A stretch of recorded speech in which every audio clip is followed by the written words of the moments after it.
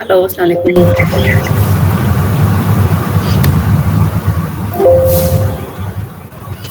Good afternoon, ma'am. Good afternoon.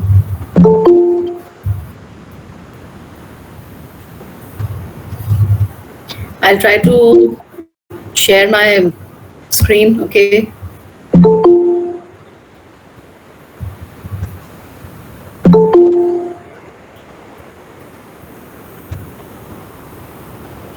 Visible? जी ma'am.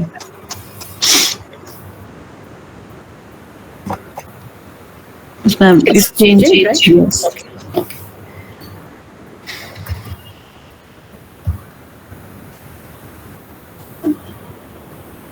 Okay, I think we have how many? 66?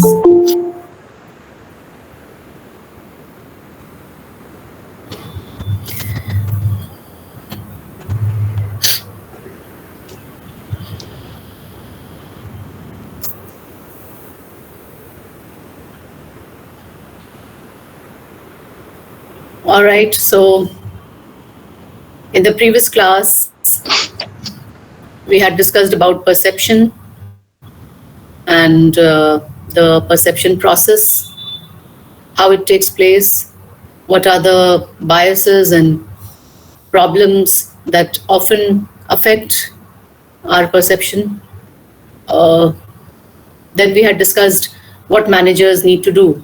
We had also discussed what is the importance of perception for managers, and then what managers need to do to hone their perceptual skills.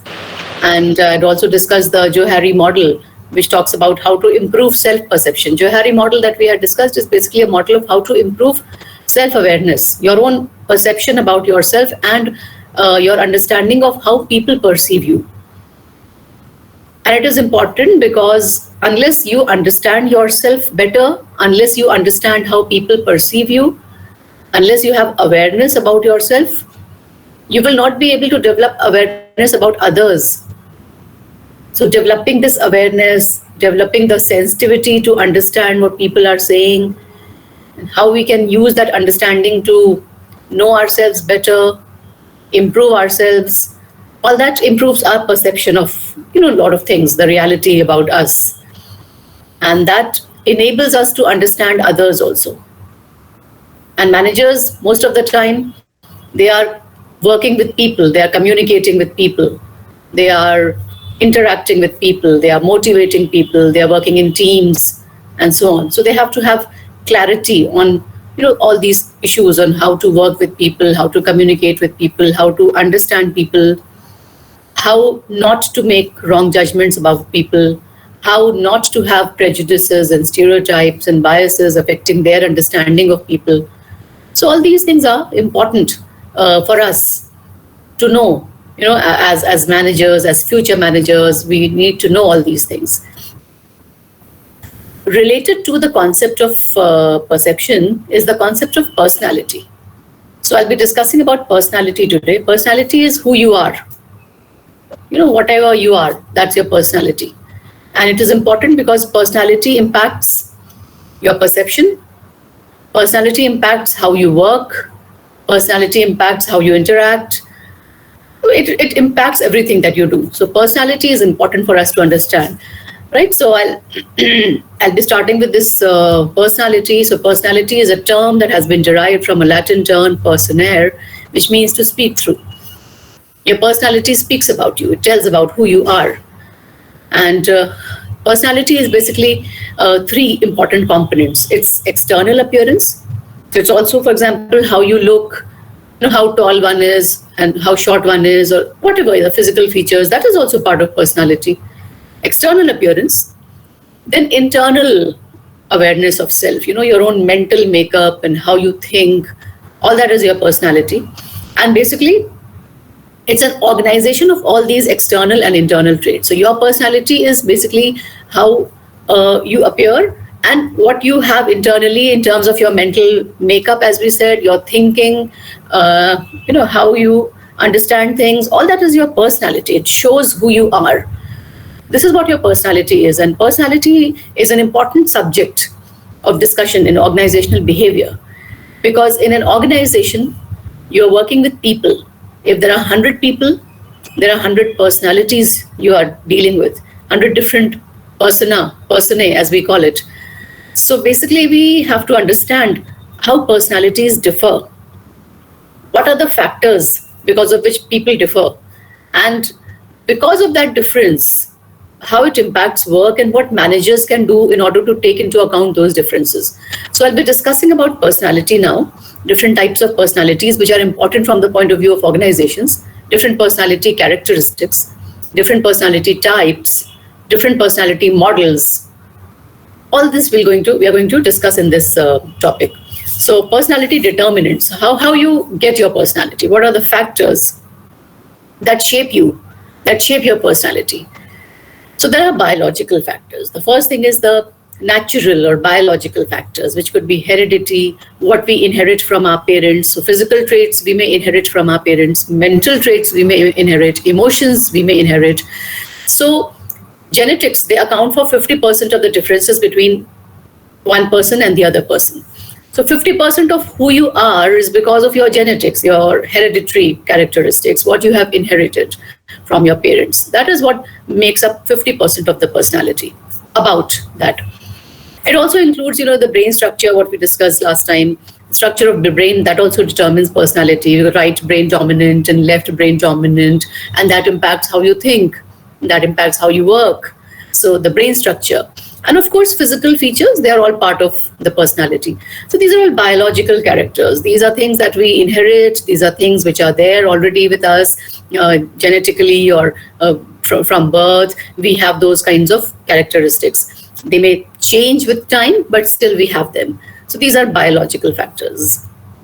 Then we have environmental factors. Environmental factors, they shape your personality with time. They are your school, your friends, your teachers, your overall family influence, maybe your social groups, the larger family, the extended family, the neighborhood, the society where you are coming from. Other cultural influences, like, for example, the city where you come from, the state where you may come from, the country where you may come from, many times, many other things like the social setup, religion, many of these things, they may shape our personality. So the socialization process, as you grow up and you start going to school and you make friends, and then your teachers and everybody who you interact with, they affect your personality. They shape your personality. So we grow up under the influence of all these social settings, and these social settings, they shape up who we are. So that is the second most important factor that affects your personality. And then the third is situation. Situation is from time to time, depending on where you are. Situation, the person's behavior may change. As we said last time also, we discussed that we may behave differently when we are in class. We may behave differently when we are in a canteen with friends. We may behave differently when we are with our family. We may behave differently when we are with our friends, whatever, or when you are with your team, workplace team in an organization, you may behave differently. When you come back home, you behave differently. So this is situation, a particular point in time, which will impact how you would be behaving and what you would be doing and how you would be doing things. So this is how situation also affects our personality. So these are factors that shape our personality. Now, personality traits. Personality traits are those enduring characteristics that describe you. Those traits that you have that are almost, visible. People can make out that you have that trait, which are enduring, which means that they are relatively permanent. They stay with you. And they are sometimes so dominant in you that your personality gets defined by these traits. Now, we may have several traits, but one or two traits will be dominating, and we get defined by those traits. So, for example, somebody is shy, or somebody is aggressive, or somebody is submissive, or lazy, or whatever. These are the dominating traits. Now, when we say that this person is shy, so we don't mean that that person is only shy. That person may be having other traits also. But being shy is a dominant part of that person's personality. So this dominant trait becomes a descriptor of that person's personality. So we start saying, oh, that person is shy, or that person is ambitious, or that person is lazy. because being lazy is a dominant part of that person's personality. That is one trait that he has. He may have several other traits, but his laziness is more visible, more dominant. And that is why we start saying that that person is lazy or aggressive or whatever, submissive or introvert, because that one characteristic starts defining that person. So traits are like the bricks that make up a house, the personality house. There may be several traits, but in all of us, there are certain traits which are more dominating, which are more visible, which start affecting how we behave, and we start getting understood by others in terms of that trait. Now, traits are important for organizations, because on the basis of traits, organizations, they carry out a lot of things. For example, during employee selection, when interviews are done to select candidates, how do they select candidates? And I've discussed this in the last class also. They select candidates on the basis of certain traits. So traits they will have, for example, I'm selecting somebody for a marketing position, so we are looking for this kind of a person. We are hiring an HR person, so we are looking for this kind of a person. So we identify the traits we are looking for. And then during the interview, we'll try to see which person has those traits. So we are looking for an aggressive person for a marketing campaign. So, okay, we'll try to identify an aggressive person. We are looking for a good communicator. So we will try to see which interview candidate is a good communicator. Or we are looking for a sociable person, an agreeable person, somebody who can be a good team worker. So during the interview, we'll try to see which person can be a better team worker. And that is why, I discussed last time that companies do a lot of prior homework also. And, though that discussion that we had on social media and all that, why do they do that prior homework? Because they want to identify your personality, what kind of person you are. And then on the basis of that, they might take a decision whether to select you or not. So basically, traits are important because they help companies in selecting people. They also help companies in matching people to jobs. So whether this person will be suitable for marketing or not, whether this person will be suitable for finance or not, and so on. And in also guiding future career-related decisions and promotion decisions. So traits are important. They're also important for training and other purposes. So companies have to identify people's traits. Now, there are various kinds of frameworks which are there, which companies use, to identify traits and then determine training needs and career needs and promotions and all those things. So the MBTI, Myers-Briggs Type Indicator, and the Big Five model. These are two important frameworks which companies have been using for several years now to identify and classify traits. And these are two very common indicators, two very common frameworks. So I'll first discuss the MBTI. Now, MBTI is now, it's the more, the traditional indicator, but now it is not very commonly used. Now the Big Five is more common, but still, we need to know what MBTI is. It's a personality assessment instrument. You will get a questionnaire. The original questionnaire has 100 questions, but of course 100 is too big, so companies, they cut down and they have shorter versions of the questionnaire and they administer it on their employees. And then based on the responses, the instruction sheet tells how to classify the responses, and then based on the responses, the company will classify you on each of these four parameters as one of the two types. So whether you are introvert or extrovert. Then there will be some questions on sensing and intuition. So whether you are sensing or intuitive person based on your responses, whether you are a thinking person, reasoning person, or a feeling, emotional person, whether you're a judging type of person, systematic, or a perceiving, flexible person. So there are these four, dimensions, and each dimension has two types. So if on the first dimension, you may be extrovert, on the second dimension, you may be sensing, on the third dimension, you may be thinking person, on the fourth dimension, you may be a judging person. So your personality will be classified as ESTJ type of person. It's a comprehensive framework. The people who have given this framework, Myers and Briggs, then they have classified who is an ESTJ person. What are the characteristic traits of that person? And what type of requirements that person has in terms of training or promotion or behavior, or that person, how will he interact with others, how will he work, what are the possibilities of that person's behavior in terms of interaction, communication, team working, and so on. So this is how companies, they identify people's personalities, and then accordingly they often take decisions of how to train them, how to motivate them, how to coach them, how to reward them maybe, and put them in different positions and so on. So this is an understanding of what type of employees you have. But as I said, this MBTI indicator was traditionally more common, but now it is not much in use. Often, for example, surveys have been done using this indicator, and it was found that, successful businessmen were intuitive thinkers and so on. So it is still a popular tool, but it has been replaced by the Big Five. So I will focus more on what is this Big Five model. The Big Five model of personality also is based on a questionnaire. You are given a questionnaire and you give responses on that, or 5-point scale and all that. And then on the basis of that response, you are classified as one of these personality types. So extroversion, agreeable, conscientious, emotionally stable, and open to experiment. These are 5 types of personalities. You may be having 2 or 3 traits, but there will be one trait which will be dominating. So based on your response, we will identify which is your dominating trait. So some people are more extrovert, some people are more towards agreeableness. Agreeable means good-natured and, happily working with others, good team worker. Conscientious is a reliable person, responsible, dependable, persistent.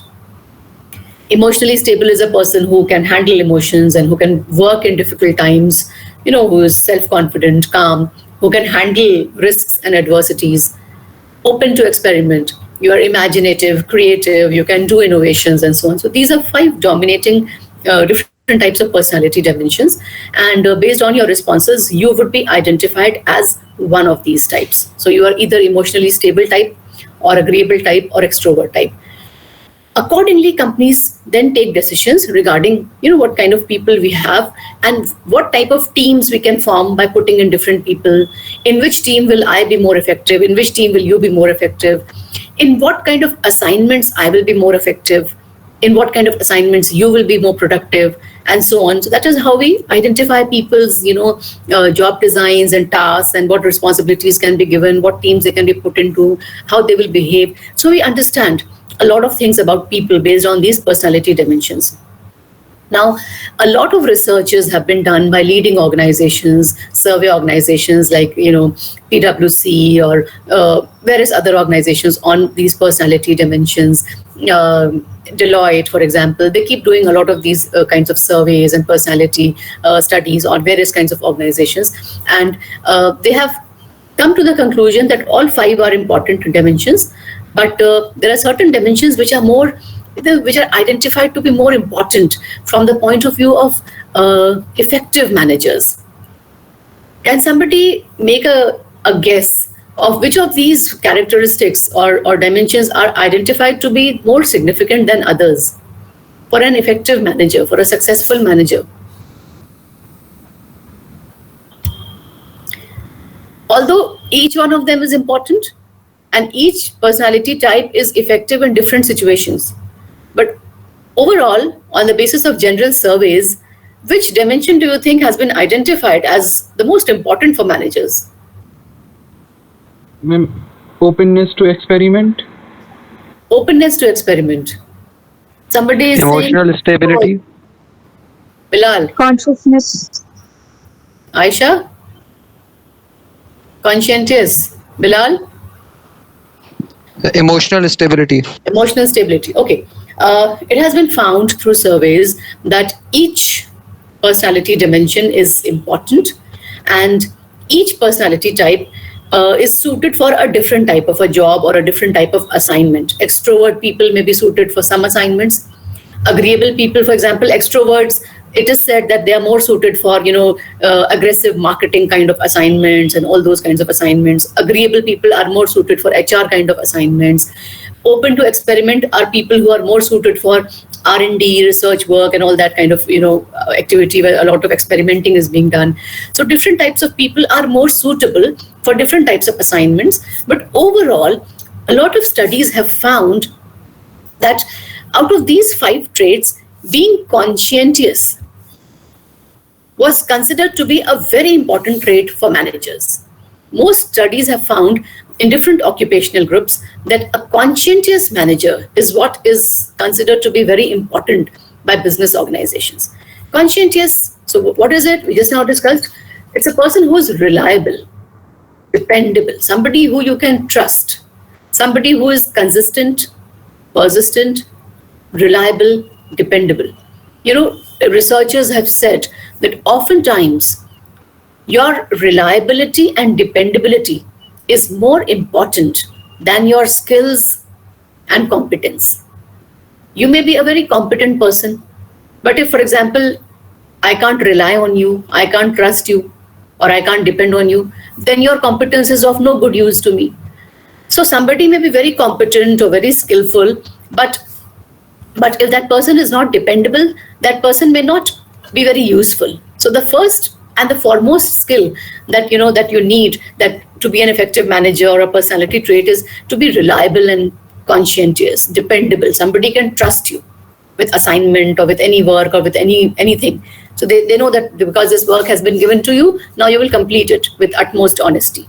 That was found to be a very important characteristic of managers. But anyway, the other characteristics are also important. So, for example, extroversion, as I said, was found to be more important in the case of people who are into direct marketing and all those things, negotiating with people on sales and all those things.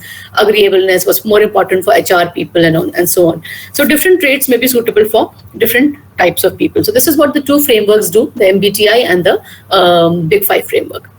Now I'll be discussing the major personality attributes which are important from the point of view of OB. What are these personality attributes which are important from the point of view of OB? These are some of the personality attributes that we discuss in OB. Locus of control, Machiavellianism, self-esteem, self-monitoring, ambiguity tolerance, and then AB personality types. These are the important personality attributes which are of significance from the point of view of OB. Now, locus of control. What is locus of control? Locus of control is the degree to which people believe they are or they are not masters of their own fate. It's your belief in yourself and your belief in how much you can control your fate. So whether you are a master of your own fate or not, whether you are a master of your own destiny or not. Now, based on this locus of control, there are two kinds of people that we have. People who have internal locus of control and people who have external locus of control. Internal locus of control are people who believe they can control their fate and whatever happens to them. So I am a master of my destiny. I can shape my destiny. I can take decisions about my life. I can decide my career. I can decide what I have to do, where I have to go, how things have to be done. So those kind of people, who believe they can control their fate. Externals are people who believe that maybe I can't do much about myself or my, life or career or whatever. And because my life or my, career and everything is controlled by some outside force. It could be luck or chance or any outside force. So they rely a lot on luck or chance, which is going to shape what will happen to them. So leave it to destiny, leave it to luck and chance, and let us see what happens. So that kind of a perspective, external. So people may be internal locus or external locus. You may have a dominating internal locus or you may have an external dominating external locus. Now, why is this important? This is important because whether you have an internal locus of control or you have an external locus of control, that affects your work performance. That affects your work behavior. And that is why it is important from the point of view of OB. Usually it has been seen through studies that externals are less satisfied with their jobs. They have high absenteeism rates and they are less involved in their jobs. Because most of the time they are relying on external factors, forces like luck or chance, So they oftentimes what happens is that they may lack confidence about taking any decision because they believe that they can't take those decisions. And so oftentimes they don't even put effort. They just leave it to luck and chance. And so what happens is that many a times they are not very happy with how things shape up with them.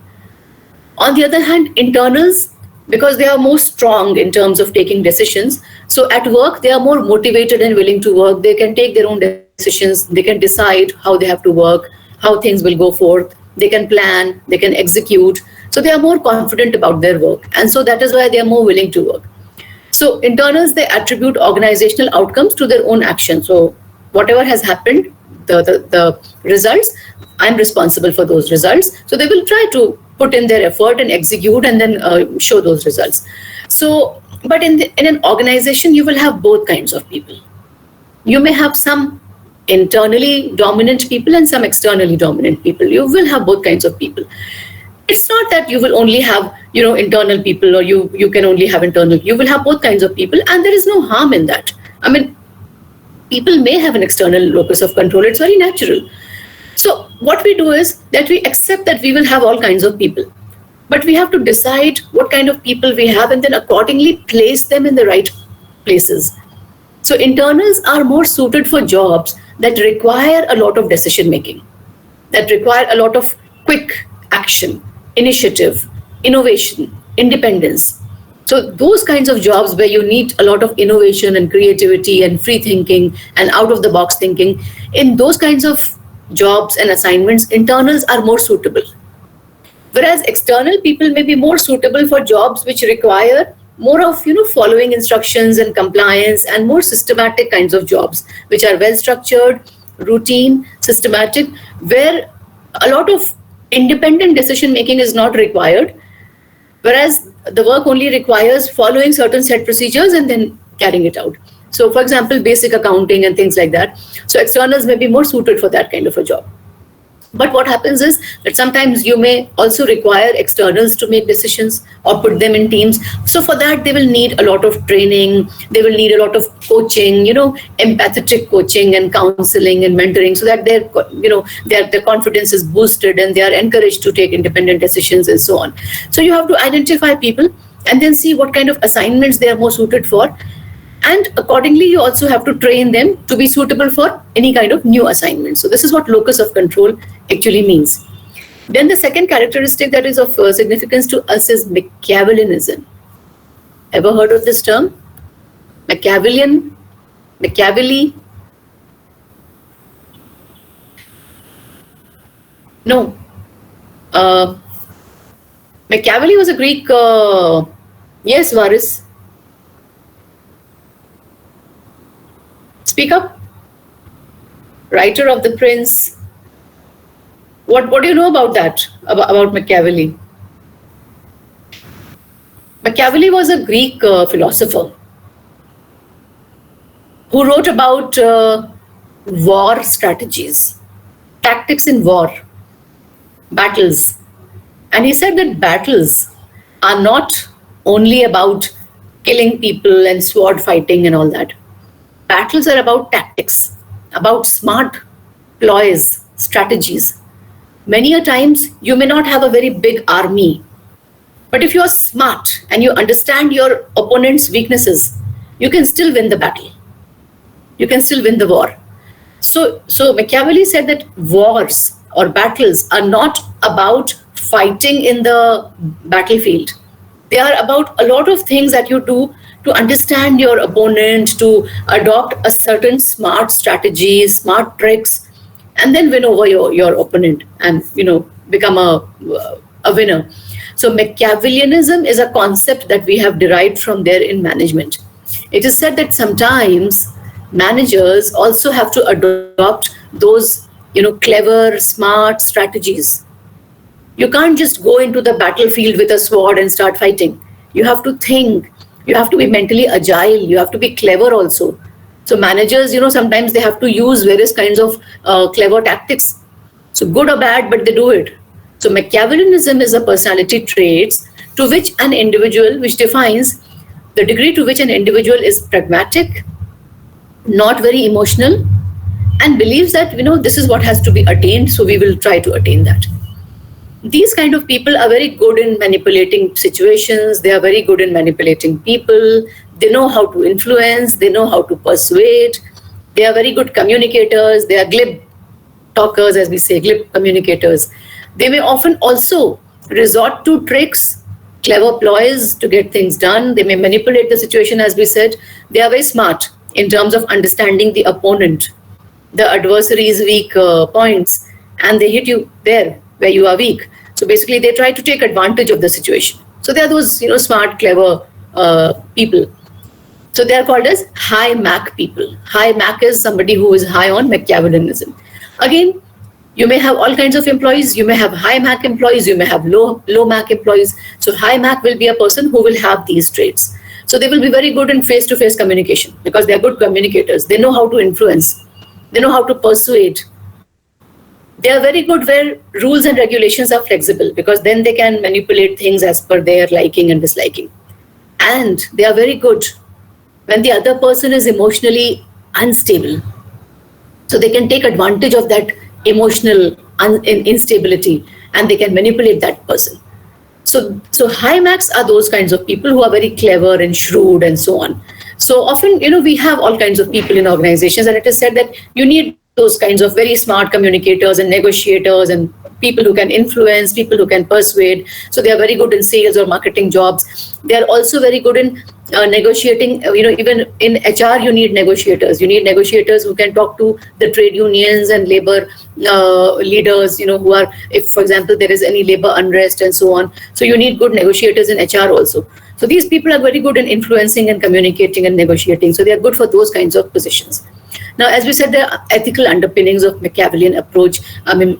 Often there have been debates that this kind of a management approach is not good. It is, based on manipulating, and it is based on adopting clever tricks and so on. So there are ethical debates which are there. But the fact is that there are Machiavellians all around. There are high Mac people that organizations have, and organizations try to put them in suitable kinds of positions so that their potential can be used over there. So this is the second personality trait which is important. Then self-esteem is simple to understand. So very quickly I'll discuss this. Self-esteem is your own esteem in yourself. How much you understand and like yourself, your own regard and respect. Self-esteem is good. You must respect yourself. But too much of self-esteem is not good, because that is overconfidence and all that. But self-esteem is okay. It is directly related to expectations for success. High self-esteem people are confident. They believe in their abilities. They can take risks. They are less susceptible to any kind of external influences. And because they are confident, they can work, and attain their goals. And so they are more satisfied than low self-esteem people. Low self-esteem people are not very confident. They may be very hardworking, laborious, sincere, but they are not that confident like high self-esteem. They believe more in conforming, complying, following the rules, working as per routine guidelines. So they will be good in those kinds of jobs which require complying with the rules and regulations and guidelines, routine jobs. But high self-esteem people will be more suitable for risky kinds of decisions and risky kinds of jobs or innovative jobs and so on. So this is how people may have different self-esteem. As managers, we try to see what kind of self-esteem people have, low or high, and then we try to place them in different assignments. Low self-esteem people are often, as we said, not very confident, so they just try to keep the boss happy and so on. We need a lot of effort with low self-esteem people. They have to be appreciated for their work. They have to be counseled. They have to be given proper mentoring and so on, so that their confidence can be boosted. So this is again another personality trait which is important. Then self-monitoring. Self-monitoring is your ability to monitor yourself and the environment around you, and then adapt to those changes. So some people are very good in understanding the environment around themselves, and they adapt very well. They pick up external cues, and they may hide their true emotions and quickly behave as depending on what the situation demands. They may also act diplomatically sometimes. Low self-monitoring people, they are not that, competent in terms of hiding their emotions and all that. They display true emotions. They cannot disguise. They are maybe more honest, so they display their true emotions. So we have again high self-monitoring people and so low self-monitoring people. High self-monitoring people, they are very quick and fast, and they can show good performances. They get promotions. They become, managers, higher level managers and leaders and so on. But they have lesser commitment with the job. They are more commitment with themselves. So they are more mobile with careers. On the other hand, low self-monitoring people, they might not be that confident or whatever. They might not adapt very well to different situations, but they are okay. They are genuine to a certain extent. They are honest to a certain extent, and even their competencies can be utilized in the right perspective. So this is how, again, people may be high or low on self-monitoring. And again, we may have to decide which person is more suitable for which kind of assignment and which kind of team and which position and which department and which job and so on. So this is another personality trait. Then ambiguity tolerance. Ambiguity tolerance is risk taking. How quickly you can take risks, how much ambiguities you can tolerate, uncertainties, how much uncertainties you can tolerate. Some people can take risky decisions. They can tolerate ambiguities and uncertainties. Some people can't take risky decisions. They can't tolerate these ambiguities. So you have to identify high risk takers and low risk takers. So if I'm a high risk taker, I can make a lot of independent decisions and risky decisions. So maybe I'm more suitable for those kinds of jobs where innovation is required and risk taking is required. If somebody, Mr. X, is a low risk taker, he might not be suitable for risk taking jobs and assignments and risk taking teams, project teams, and so on. So he may be more suitable for stable environments and work which requires stable work, routine work, and maybe work where a lot of risks are not involved. So your risk propensity, how much risk you can take, is your risk propensity. That defines your ambiguity tolerance. So some people are high on ambiguity tolerance, they can take risks. Some people are low on ambiguity tolerance, they cannot take risks. So not everybody will be given an assignment where risks are involved. Because if I'm low risk taking person, I can't handle all that stress and I will fail.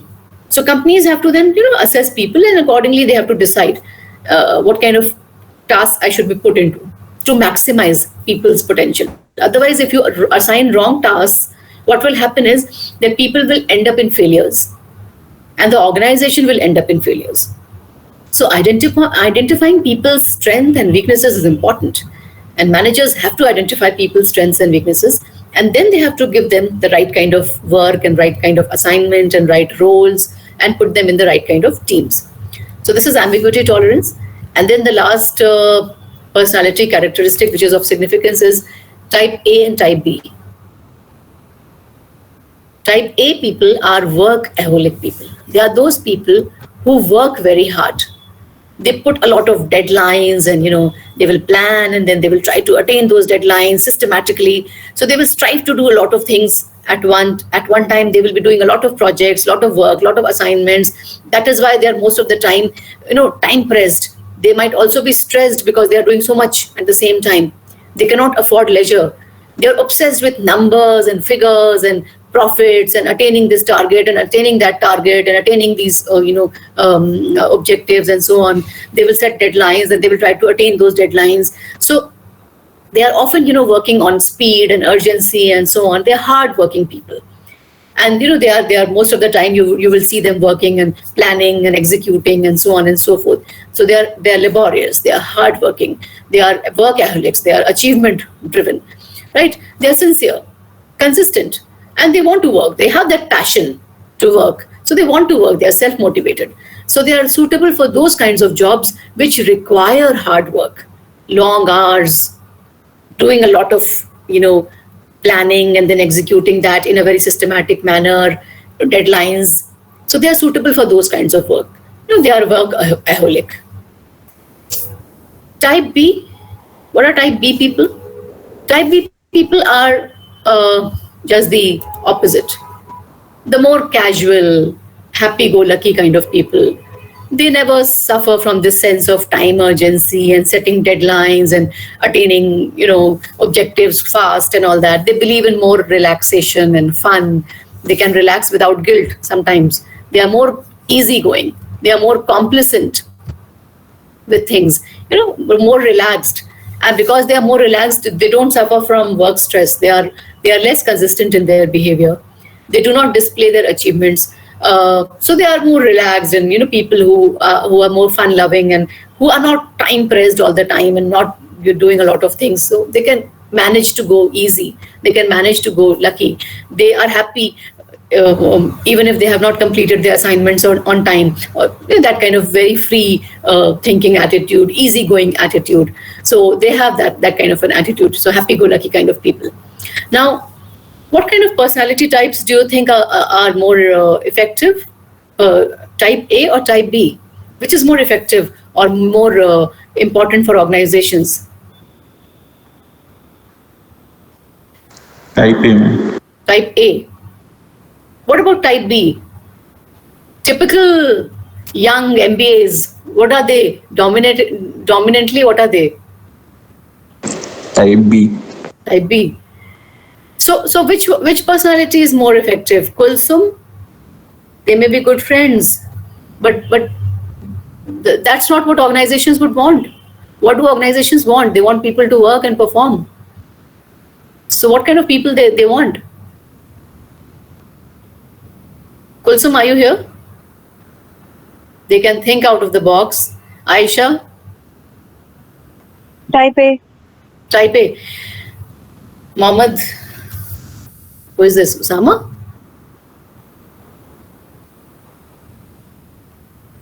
Adil Akhtar, are you here?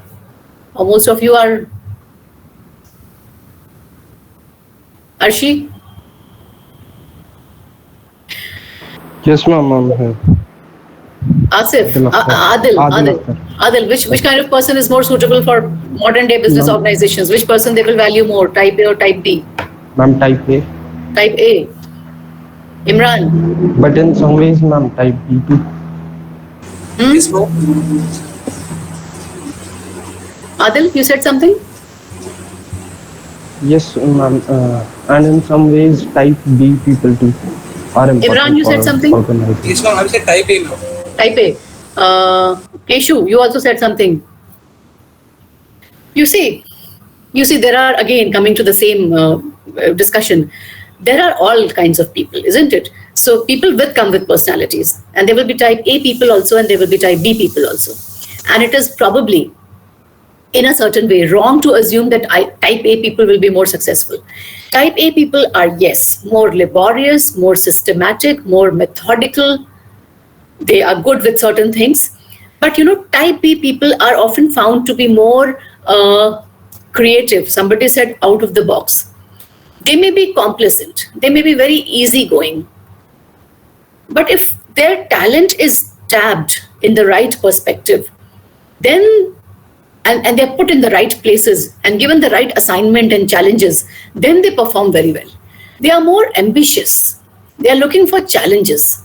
They are looking for something that can satisfy their inner, needs of self-achievement and things like that. So they may be complacent, they may be very relaxed, very easygoing, but they are looking for something. They're looking for the right challenge. They're looking for the right, place where their potential can be maximized.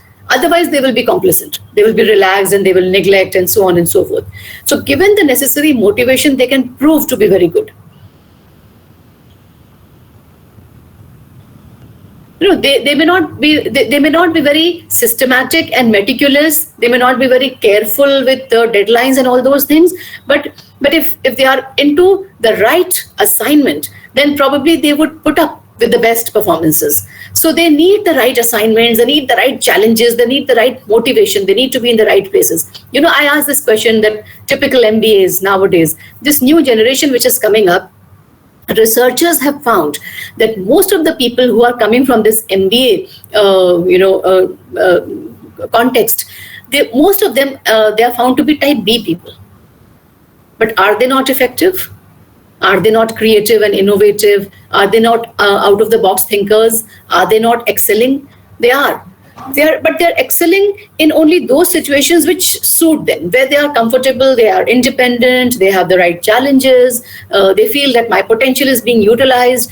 In those situations, they are very good. They want independence. They want freedom. They want some space. And they want that freedom to be creative. And given that, they are able to excel. Whereas type A people, because they are more hardworking and sincere and methodical, they fit into different situations and they just put in their best performances by hard work. So both kinds of people are important. Both kinds of people are needed. You need type A person for a different situation. You may need type B person for a different situation. You may be writing a lot of things in the text chat box. I'm not able to read everything because when I'm speaking. So if you really have a valid thing to say, please either you raise your hand or say whatever you have to say, be part of the discussion, because it is difficult to read your text. Okay, so happy-go-lucky people are more independent minded, and so they might be suitable for certain kinds of innovative situations. So this is how how different personality types, they basically influence how managers decide where to place them and what kind of assignments to give them. As a manager, you have to have this understanding of identifying people's traits and identifying people's abilities, and it is good if you can give them an assignment that suits their trait and suits their ability and suits their personality type. Otherwise, things fall awry, they start falling apart. If you are not given an assignment that suits you, then probably things don't work in the way we want them to work. And that is where organizations start to falter. So good organizations always look for people's traits and then put them in a different position. This is one more personality trait I forgot to mention: reactive and proactive. Reactive people are laid back. Again, they will wait and then they will take a decision. Proactive are more alert, agile, quick. They will anticipate things and they will quickly take a decision. So of course, in the present times, we need more proactive people who have this passion to, anticipate things, entrepreneurial passion. They can quickly, preempt things and quickly take decisions. So they are more proactive. So this is another personality type. So what is important is that we have to attain a personality fit. And that is what I discussed in the first slide, that when you are being selected for a certain job, managers are not only looking at your marks.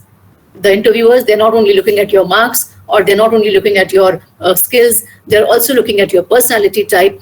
In the last few years now, interviewers and selectors have started laying a lot of emphasis on personalities, traits, and identifying those personalities and traits at the time of interview itself, so that you have the right person on board. The type 1 and type 2 error is not, you don't become a victim of that, a type 1 and type 2 error. You don't select the wrong people and you don't reject the right people.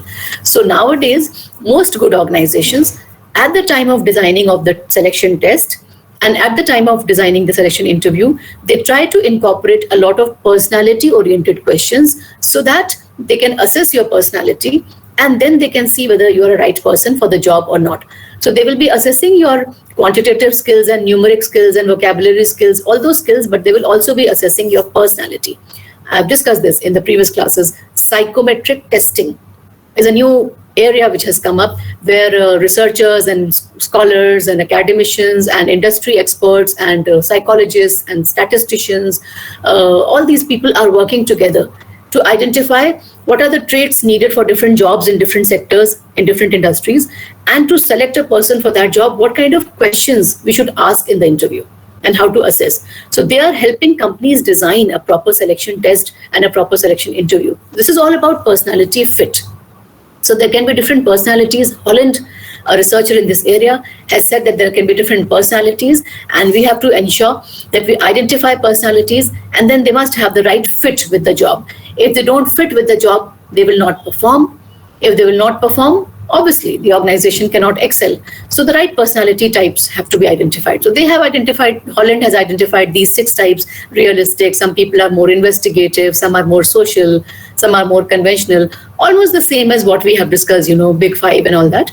So they have this 6th dimension: enterprising, artistic, and they have said that we need to identify personality types and then place them in the right positions. So they say this figure explains that an investigative person, for example, may also take up a realistic job or an artistic job.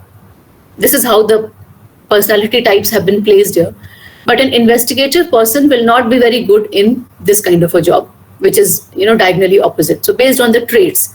Similarly, a conventional person may be good for this realistic or enterprising job, but not very good in the jobs which are traits which are far apart. So that is how, based on researches, Holland has identified which trait is more close to which other traits, and accordingly we have to identify what kind of jobs require what traits, and we need to have the right people to place them in that kind of a trait. So this is what is important, that we have to pay attention to person or job fit and person organization fit also. So as I said, at the time of interview, interviewers are also looking at whether you will fit in the job, and they're also looking at whether you will fit in the organization, because every organization also has a culture. Every organization has a personality. So when they are hiring, they see that whether you have a personality which will fit in the personality of the organization. So all organizations have different personalities, right? And when they select, they try to see that you have a personality trait which will be suitable for this kind of an organization. So, for example, extroverts may fit better with aggressive cultures. Agreeable people may match better with, supportive cultures and so on. Experimentative kind of people, they may fit better in those organizations that do a lot of innovation and all those things, creativity, in those industries where creativity and innovation is required on a daily basis. So brainstorming and innovative thinking and disruptive innovation is needed. So you need a lot of experimentative people. So you have to identify whether the person is open to experiments, learning from mistakes, and then again making experiments, doing new things, thinking differently. So you identify that kind of a person, and then you see that that this person is going to fit in the organization. So this is what we mean by person-organization fit.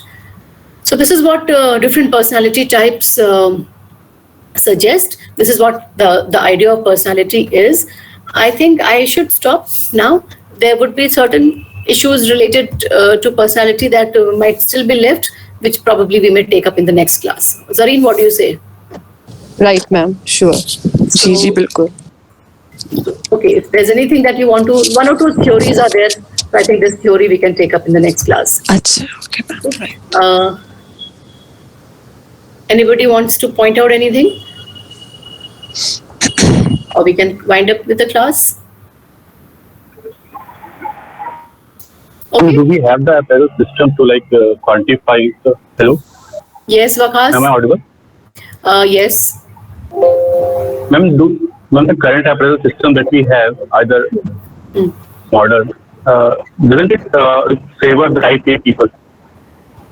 Yes. See, the problem is that we talk about 360-degree appraisal, right? Do you know what 360-degree appraisal is? Yes, ma'am. Okay, 360-degree appraisal. Yes, ma'am, like it from all the perspectives. Right. It's a more modern way of appraising, the more recent advance which has been done in the field of appraisal. And it talks about appraisal from 6 entities or 5 entities, all those entities with whom you interact, your juniors and colleagues and seniors and so on and so forth. But the reality is that how many organizations, for example, in India, how many organizations are using 360-degree appraisal? Even if we talk about the leading organizations, how many? Any idea roughly? No idea. No idea, but a rough idea in terms of if we take up the top 500 companies in India. So out of this top 500, then we take up the best companies, top 500. So what percentage of those companies are using 360-degree appraisal? Maybe 5%. Yes, it is less than, it's not, even 5% is a very big number. It's less than, I think, 2-3%. Very few companies are using 360-degree appraisal, and that too, they are in very initial stages. TCS, for example, started with 360-degree appraisal, and it failed in a company like TCS, which is supposed to be a top-notch company. So, what is happening is that it's not working somehow in the Indian culture. I mean, that is what the settings are like. We think like that. I mean, as an employee, I would not like to be appraised by a junior or a colleague and things like that. So we are not culturally ready for that kind of a thing. So we are still following the traditional appraisals. And not just in India, across the world, a lot of companies are still following traditional appraisal mechanisms. And traditional appraisal mechanisms have their own limitation. It is just one person who's appraising you, the boss who is appraising you. There are a lot of biases in the process. There are a lot of prejudices that may be there. If I'm your boss, I may not be happy with you and I can give you a wrong, negative appraisal and things like that. And the method also of appraising, the point ranking system and the force distribution system, the questionnaire system that we are still following for appraisal. That is definitely, the same traditional system which is focusing on targets and things like that. But what is happening is, I just pointed out, in the recent times, various studies have shown that now organizations are required to carry out a lot of innovation. To survive in the market, to be in the market, you have to innovate, and you need innovators. And so only recently organizations have started focusing a lot on type B people, and they are looking at type B people. So if you're a happy-go-lucky person and if you're relaxed, fine, be happy with that, because maybe you have something that the organization is looking for you. So now this aspect of you being very innovative and creative and out of the box, and maybe if you're a type B person, this aspect is accepted, it is understood, and organizations are looking for those kind of people because they want people not just to conform and be laborious and hard workers. They also want people to be very innovative and think differently, and that kind of type B kind of people. So because now they are valuing these people, so now cultures are also slightly changing.